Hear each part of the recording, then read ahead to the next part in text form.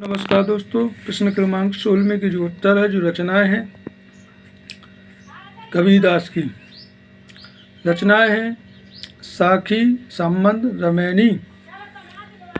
भाव पक्ष है। कबीर की भाषा पूरी जनपद की है। इनकी भाषा ब्रजभाषा है और सुदक्कड़ी भाषा की कहा गया है। यद्यपि इन्होंने भाषा का स्वपर्श की और ध्यान नहीं दिया, तथापि इनकी भाषा सरस और सुबोध है। कला पक्ष। कबीर ने जाति वर्ग एवं संप्रदायों की सीमा का अतिक्रमण कर ऐसे मानव धर्म और मानव समाज की विभावना की जिससे विभिन्न दृष्टिकोण रखने वाले विभिन्न पताग्राही निःशुल्क निसंकोच सम्मिलित हो सके। प्रश्न क्रमांक 17वां। रचनाएं गोदान, कर्मभूमि। भाषा शैली।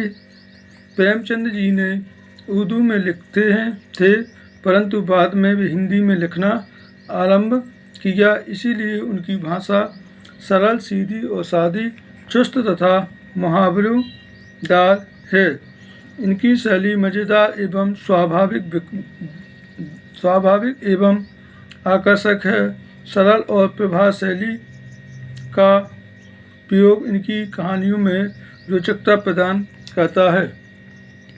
साहित्य में स्थान। हिंदी साहित्य जगत में प्रेमचंद जी एक श्रेष्ठ कहानीकार के उपन्यास सम्राट के रूप में जाने जाते हैं। प्रश्न क्रमांक 18वां। महाकाव्य की विशेषताएं निम्न हैं। महाकाव्य में जीवन का संपूर्ण चित्रण होता है। दूसरा पॉइंट है, महाकाव्य का उद्देश्य महान होता है।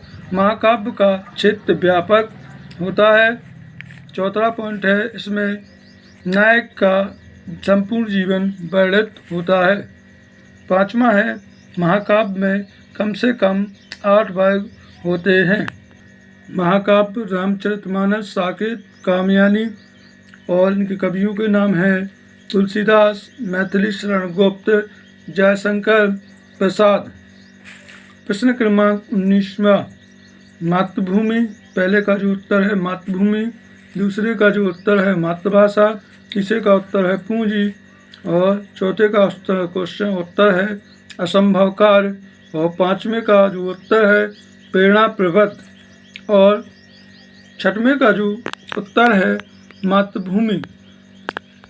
प्रश्न क्रमांक 23 का जो उत्तर है, जो निबंध है, यह प्रस्तावना है। किसी वस्तु विशेष एक पक्ष को जब हम देखते हैं तो उसके अंतर्गत बसंत कलित कीड़ा करते हुए दृष्टिगोचर होता है, लेकिन जब एक दूसरे को पक्ष देखते हैं तो उसमें अभिशापों और काली छाया मंडराती रहती है। जब हम किसी वस्तु का प्रयोग कसौटी पर कर सकते हैं तभी उसके स्वरूप यथार्थ ज्ञान प्राप्त कर सकते हैं। वैसे ही विष प्राणघातक होता है, लेकिन जब कोई चिकित्सक उसका शोधन करके औषधि के रूप में प्रयोग करता है, वही विषय प्राणायक संजीवनी का काम करता है। इस प्रकार हम विषय पर द्रव्यपण कर सकते हैं। दोस्तों, यह निबंध इस प्रकार है, आप इसको इस प्रकार से लिख सकते हैं। ये विज्ञान की देन है, जो चिकित्सा के क्षेत्र में विज्ञान की देन है।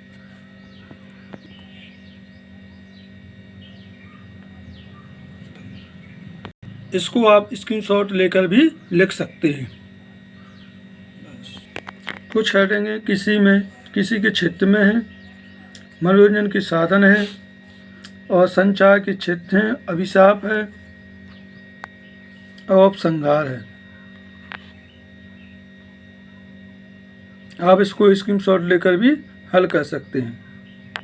दोस्तों, हमारे चैनल को लाइक, सब्सक्राइब तथा शेयर जरूर कीजिए और साथ ही कमेंट बॉक्स में लिख कर बताइए हमारा वीडियो कैसा लगा।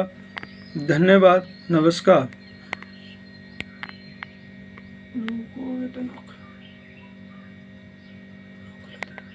यह प्रश्न क्रमांक 22 का उत्तर है। आपके क्षेत्र में अधिक वर्षा से हुए नुकसान दुखी पिता को संवेदना पत्र दीजिए।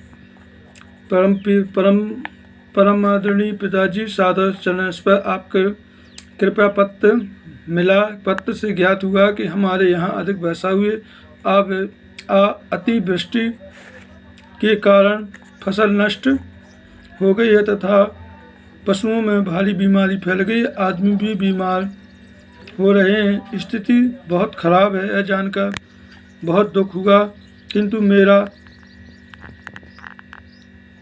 निवेदन है कि आप चिंताग्रस्त हूँ, ईश्वर सबका भला करे।